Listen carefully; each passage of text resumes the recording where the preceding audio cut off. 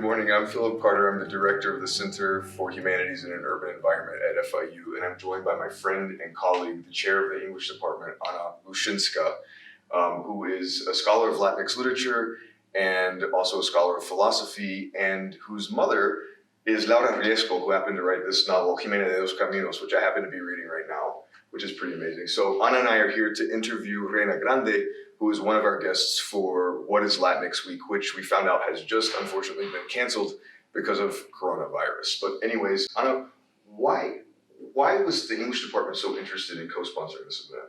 We are really making an effort to be more inclusive of our FIU larger South Miami community in terms of our scholarship. So we have now 4 scholars who do Latinx literature. And we are really trying to promote this kind of scholarship and study in the South Florida community. Tell me about one of the courses that you teach on Latinx literature. What would a student read in that? What would you expect them to get out of it? Well, first of all, I teach Latinx literature in every class that I teach. So when I teach literary theory, I teach Latinx literature. When I teach, there's nothing that, it always appears in my curriculum. So I do, for example, 20th century or 21st century US Latinx lit, in which I try to cover a variety of locales. So always Chicanx lit is included because it's a huge portion of the work being done right now. And we do Caribbean, a lot of Caribbean because that's the Miami population. Focusing on issues of exile, immigration, home, borders, what that means, disenfranchisement, these kinds of issues. A lot of gender issues as well. In my experience teaching some of these issues via linguistics, I find that our Miami-based students, Miami-born students, often don't know about Chicanx, Mexicano, Mexican-American, Nuevo Mexicano, Tejano experiences, but I know that you teach that and you foreground that in your classes. Why do you think that's important for our students to know about? I think first of all because it has a very long history in the U.S. since the U.S. was Mexico. So there's a large body of work that goes back 19th century, and they need to know that. I've had so many students who've gone on to graduate programs focusing on Chicanx literature, and the experiences are very, they are placed in dialogue with one another very, very fluidly in terms of Caribbean immigration and then the situation of borders with Mexico and the US and Latinx literature in that context. So they relate. They relate very, very well. A lot of the gender politics is also extremely similar, so they relate in that way. They just they're not taught this in Miami-Dade County Public Schools. So when they come to FIU and they learn that there's a course on it and a whole history, a whole body of work that is devoted to this, they are stunned and somewhat empowered. So that leads to wonderful sort of questions and curiosity, and then then we move on to other areas as well. Yeah.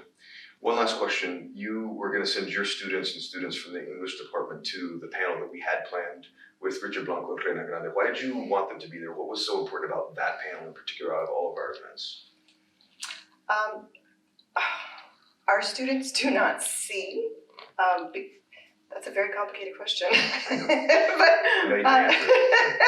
But we have what's known as gatekeeping in the academy, and so overwhelmingly the professoriate is, to be frank, overwhelmingly Anglo-American, Anglo-European, and so I've personally coordinated a number of initiatives attempting to diversify graduate programs on the professoriate. So it's really important for our students to see, as a model, you could do this. Right? Here are some people who are like you, and this could be a career path for you. And it's important work that needs to be done. Yeah, and actually Reyna writes about these experiences of being first in her family to go to college and her novels, which I think is amazing. Yes, I mean, most of our students are first gen.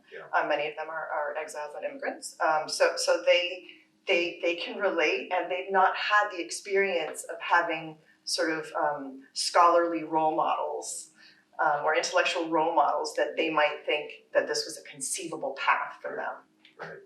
Thank you so much for your leadership and participation. Thank you, Philip.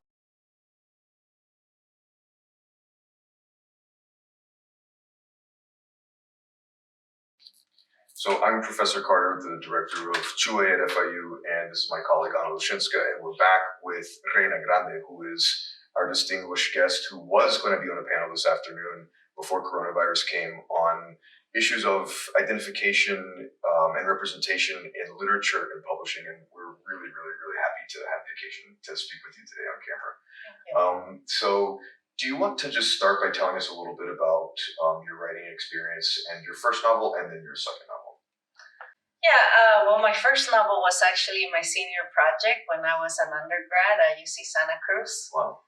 And when I graduated, I realized that even though in my creative writing program we had learned all about craft, we didn't learn about the business of writing. So I didn't know like how to find an agent, how to approach publishers with my work. So it took me over 3 years to figure that part out. And I was very fortunate because then I did find a literary agent. And she sent my first novel out to 27 publishers. 26 rejected my book. One of them said that nobody was going to care about a story of a Mexican immigrant girl. And that was very painful to hear, being told that nobody was going to care about my immigrant stories. But luckily, publisher number 27 said yes. And I got a contract. And that was how I became a published writer. Amazing. I just want to ask, there's a lot of things that I want to ask you, but hearing you speak, I want to ask, what made you not give up? I think a lot of it has to do with my upbringing. I was separated from my parents for so many years when they left me in Mexico, and I learned how to be very tenacious, how to hold on to my dreams, how to be stubborn about those things. And when I was trying to become a published author, I realized that the publishing industry has borders and gatekeepers, and I tend to call them la migra, the publishing industry, because as a border crosser, I kind of tend to see the gatekeepers as the border patrol agents who also try to keep me out from entering this country. And I think for me, as a border crosser, as someone who crossed the border when I was 9, I have learned how to overcome borders and how to really gather enough courage and tell myself, if I could cross the U.S. border when I was 9, I can cross any border. You write about this in your New York Times piece as well, the borders in the publishing industry for Latinx authors. Could you talk about what some of those borders are, the boundaries that people may not see? Yeah, well, in the publishing industry, because it's 80% white, so you have these gatekeepers who don't quite understand our literature, or they tend to publish work that they can relate to, or that they feel that mainstream readers are going to be able to relate to. And for some reason, I don't know why it is that our stories, they always say, well, your stories are not mainstream, they're not relatable. But it's like, we're writing about the human experience. What is not relatable about that, right? So Latino writers, when we approach publishers with our stories, we are often turned away, or if we do get published, we don't get, very big advances, or we don't get promoted the way we should be promoted, because publishers don't want to spend the resources on promoting our work, because supposedly our work doesn't sell that well. But our work doesn't sell that well because they're not promoting it. So I kind of feel like, well, it's a self-fulfilling prophecy, right? Yeah. So I know that there's so many obstacles that are put in our way just to get our work out there. But I really also feel that Latinos, we persevere. We know how to break down those barriers. We know how to help each other to continue to, with a machetazos, abrirnos camino, one way or another, we'll figure it out. Yeah. Just a quick follow-up before I turn it over to Anna. Is there anything that you think universities can do to help help their students and creative writers and creative writing students overcome the barriers in publishing? Well, I think, first of all, universities really do need to expose all students to a diverse body of literature, and that's why I really love what Anna's doing, because when students are exposed to diverse literature, it really allows them to open their eyes to how the world really is. The world is multicultural. Yeah. And here in the United States, this country is very multicultural, And always very has been. diverse. It has always been that way. There's so many, there's like 360 languages that are spoken in this country. So I would really love to see universities make a bigger push for that. And of course, when it comes to writing, I think being able to encourage students to celebrate their stories, to write their stories, to really empower them, Yes. to make them feel that, yes, their stories matter and that they should be writing more. I think that would be a really wonderful thing. Well, we agree with you. 100%. So my first thought with all that you just said, it strikes a chord for me, because this relatable issue, which we hear also at the university, is relatable to whom? Like, who are you presuming the subject is that is going to relate? There's many, many people for whom this is far more relatable. I think for us, like growing up, like being exposed to that kind of literature was extremely important versus, say, we were talking about The Great Gatsby earlier, which nothing against F. Scott Fitzgerald, but was not particularly relatable to me. So that is already, to me, such a red flag, that comment of it's not relatable. Right. But I wanted to ask you similarly. That op-ed piece was so I thought so important, and I'm so happy that you wrote that, because I think a lot of people don't know that, how overwhelmingly white the publishing world is, and then the gatekeeping that does happen. The same thing happens, I found, in terms of getting our students, say, into graduate programs. And I was wondering what your experience was like going from, say, undergrad to your MFA. Did you experience some of that kind of gatekeeping? Yeah, well, I have to confess something to you, and maybe I'm going to look really ignorant, but I was. When I was an undergrad student, nobody ever told me I could apply to grad school. So I just assumed that as soon as I was done with my program, that was it. Like, I just didn't know. And it wasn't until we were getting closer to graduation that I started hearing from some, some of my peers that they were going on to other universities for their grad programs. And I was like, what? You could do that? Nobody told me. So then when I graduated from with my BA, I was trying to figure out, how do I apply for a grad program, because I wanted to get an MFA, and it took me a few years to figure out what it was, right, and how to do it. And eventually I went and I did a low residency MFA, because I was already a working mother.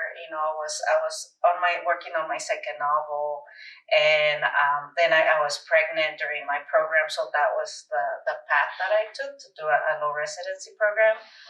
But I feel that this is one of the disadvantages when you are, a first generation university student, where you just don't know. You don't know, and there are not a whole lot of resources, especially for me, because I was a transfer student. Like, I went to community college, then I transferred, and there were just not a lot of resources for transfer students. So that also set me back a bit in terms of not knowing what were some of my options after I graduated. Oh, that's really informative. We have a large number of transfer students from MDC, which is the local community college, and I have the exact same experience with my students, where they literally will say about graduate school, and then they're a little bit like, oh, I should have known. I'm like, how would you have known? Right. People aren't born knowing how to navigate this. Like, there's no way you could have known. So I think I agree with you. It's so important that we have that kind of guidance. Did you have anyone in your undergraduate program who was sort of mentoring you at any point, saying, wow, you're like an incredible writer, you ought to consider, moving on? Or were you just very much on your own? I did have some mentors, but they never mentioned grad school to me. I had one of my Chicano literature and Spanish for Spanish speakers professor. She read all of my work, all of my writing, and she actually helped me to get a grant from the university to publish a collection of stories. And then she helped me get a grant to turn my stories into skits and be performed on stage. So she was helping me with all of these creative ideas that I had. She would help me. But we never really talked about the future in terms of what else can I do after graduation. But she was just encouraging me to never give up on writing and to make sure that I was publishing my work. And I'm really grateful to her because of that. She also helped me out a lot in terms of my identity because at the time when I was taking Spanish for Spanish speakers, I had a really low self-esteem with my Spanish, because when I learned English, I lost a lot of my Spanish. And that's why I took her class. And I learned so much in her class. But one of the things I loved about this teacher was that every time I expressed to her how ashamed that I was about my broken Spanish and how I conjugated verbs wrong or I mispronounced them, she would always say, there's no right or wrong way to speak Spanish. She said, to be ashamed of how you speak is to be ashamed of who you are. And she's like, I don't want my students to be ashamed. And she told me that my immigrant experiences have made me twice the person that I was when I first arrived here because now I was bilingual, I was bicultural, and I was binational. And she says, Reyna, you are not less, you are more. And so this teacher, she just gave me so much in terms of giving me confidence in who I was, but also in my writing. So I'm very grateful to her. Absolutely. And had anyone else at any point in your academic life, middle school, high school, had anyone else in college said anything like that to you? Not through my elementary school through high school experience, not really, but in community college, and I write about that in the distance between us. My English teacher was the one who introduced me to Sandra Cisneros, to Elena Maria Viramontes, because she was the first teacher. I was 18 when I took her class at the city college, and she was the first teacher to ever said to me, Reyna, you have so much writing talent. Have you ever considered pursuing a career as a writer? And I said, no, I mean, Latinos don't write books. It's like, I can't be a writer. So that's when she started giving me all these books by Latinas, Chicanas, which to me was really empowering to see that it was like, these Chicanas, these Latinas were writing these stories. And my teacher would always say to me, if Sandra Cisneros can do it, you can do it. If Isabel Allende can do it, you can do it. So, I think she was like a super teacher. And I'm so grateful to her because she was the one who got me to then start thinking about a career as a writer. And she was the one who told me that there was such a thing as a creative writing major. So that's what I'm grateful to her for. So to back up a little bit in your own personal timeline, you write in A Dream Called Home in the opening pages about the road driving north, leaving Los Angeles, and you felt like the road going north and south. And a part of you wanted to stay in LA, and a part of you was compelled to go to Santa Cruz to do this university education. And this was bound up with being, you talk about the betrayal of your father, and you talk about the sense of exile leaving Los Angeles, which was your adopted home, and you talk about all of the mixed emotions that go into going to university and getting this university degree. And since so many of our students and so many people in our community in South Florida have similar experiences about going to university, leaving the home, even if it's down the street, there's still a lot of trepidation around that. Yeah. And I'm wondering if you could just talk a little bit about that feeling of exile and that feeling of going north and south, which I thought was so beautifully written. Oh, thank you. Yeah, it's a scary time for a student to leave home, to leave your comfort zone, to go and be on your own. It's scary, but I also think it's very necessary. And I remember when I was transferring from the city college and I went to UC Santa Cruz, which is 6 hours north of Los Angeles. I got a scholarship, and we were at the scholarship breakfast. And out of the 30 students, only like 2 or 3 of us were moving out of the Los Angeles area. Yeah. And everybody else was staying home, and they were going to local universities. But my English professor had encouraged me to leave. She told me, you have to leave LA, you have to leave home in order to find yourself, in order for you to really learn how to be independent and how to make your own decisions. And I had gotten accepted to UCLA, and she's like, no, you gotta go away. So I said no to UCLA, even though everybody wants to go there. And I said no, and I went to UC Santa Cruz, and it was the best decision I ever made, because it was so true. I needed to leave in order to find myself. And it was such a defining moment for me to be away, to learn how to take care of myself, how to make decisions, how to own up to my mistakes, and understand that making mistakes was part of growing up, and part of becoming the person that I wanted to be. And I would not do it any different. If I had to do it again, I would leave again. Yeah. Leaving is a part of your story, Yeah. and a part of your novel as well. And it was hard for me, because, like I mentioned earlier, both of my parents left me in Mexico when I was a little girl. And when it was my turn to leave to university, I felt like the roles had switched, where now I was leaving my parents to go north, Right. to migrate north. After they had already gone north once. Yeah. Right. And it was heartbreaking to have to do that. And that's why I felt so torn in half, because there was a part of me that wanted to stay and stay with my family, especially because we were going through some really difficult times, and I felt a responsibility to stay and try to figure out how to resolve all of those problems. But then the other half of me felt that I needed to leave, because I needed to learn how to save myself before I could save anyone else. And that was actually a really good decision, because now, as an adult, I am able to help my family in many, many ways, because I learned how to take care of myself, and now I am now able to take care of others. That's amazing. So it resonates so much with FIU. You mentioned of the 32 left. Is that how many you said of the 32? Yeah, like 2 or 3 left. Yeah. When I first got here, one of the first things I did was form a little support group for those amazing students who wanted to leave but were very conflicted because their families were telling them not to leave. Yeah. And a part of them wanted to stay, but a part of them wanted to go. And so we would just meet and talk, and it's interesting to me. Do you know why, like, there's 2 out of 30? How that fortitude, that sort of wisdom of being able to do that, from where did that come? Like, how can we teach that? Yeah, I don't know. When you figure it out, tell me.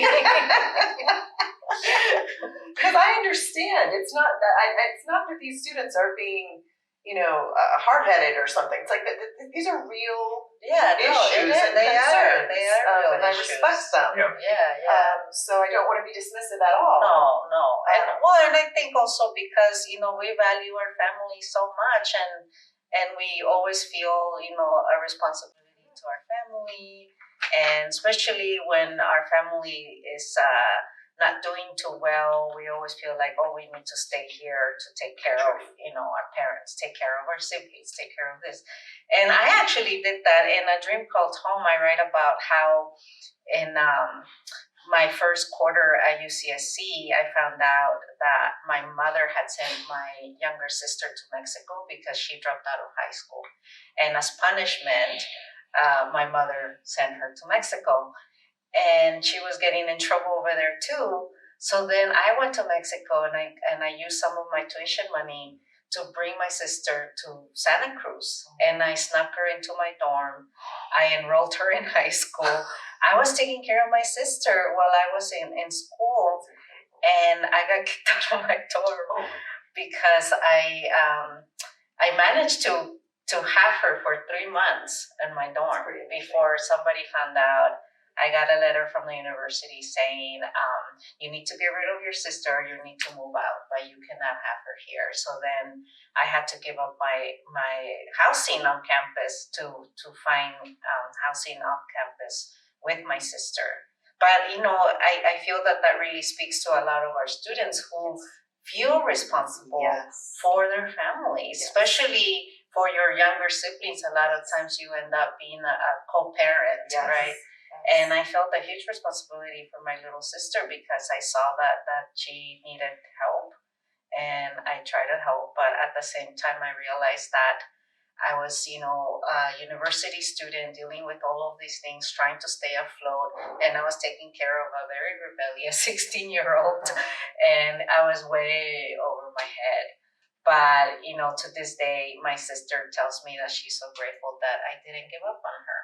And in a way that my own mother had given up on her. So I know it's important. I understand. And I do a lot of, school visits where I meet students who tell me they're in similar situations where they're responsible for their families. And I tell them something that I've learned because I travel so much. When you're on the plane and you're traveling with your child, and the flight attendants tell you to put on, in case of an emergency, put on your oxygen mask first before you help. Yes. And that goes so counterintuitive to what we would normally do. We would want to help the children first before we help ourselves. And then I realized, well, how can we help them if we're passed out? So you have to help yourself first before you can help other people. And that's what I always tell students, I know you want to help your families. I know you feel responsible, but you have to help yourself first. Reyna, we're running out of time, but I wanted to ask you one last quick question about the publication of American Dirt, which is one of the things we were going to talk about on the panel. And for the viewers that don't know, this was a novel published by Jeanine Cummings that was selected by Oprah's Book Club, and it was telling stories about a protagonist who was from Guerrero, which is where you were born, and a border crossing story. The thing is, the author wasn't Chicana, Mexican-American, and so this raised a controversy that's been going on for a very long time, not only with this novel, but questions around who has the authority to tell someone else's story. And you wrote what we thought was a very compelling and beautiful piece in the New York Times, in which you said that all of this was good because we're all talking. Yes. But going to your question about who has the right to tell the story, to me, when I read American Dirt, I didn't question the author's right to tell that story because as a storyteller, I feel that we should be allowed to write whatever stories speak to our hearts. Yeah. But we do have to do it, in a way that's very respectful to the culture and the people that we're writing about, and we have to do it responsibly. So to me, it wasn't so much about, does she get to tell the story or not? I feel that a lot of the controversy that came out of this book is mostly a response towards how publishers treat Latino writers versus how they treat white writers. Yeah. And those of us who are writing immigrant stories, we don't get that kind of treatment, right? And then when someone outside of our community writes a Mexican immigrant story, they get the red carpet rolled out, and the publisher moved heaven and earth to create interest in that book in a way that publishers have never done with our own work. Yes, in fact, as you said before, they say that there's no interest. They tell us there's no interest, and with American Dirt, they have proven that they can create that interest. They create the market, Yes. Yeah. So that, to me, that's something that's positive about the situation, is that now when we approach publishers with our immigrant stories, they can't tell us, there's no interest, because we have clearly seen that the publisher has it in its power to create that interest. Yeah, that's amazing. Thank you so much for your time. We really appreciate it. Thank you. It was lovely. Thank you. Thank you, Anna.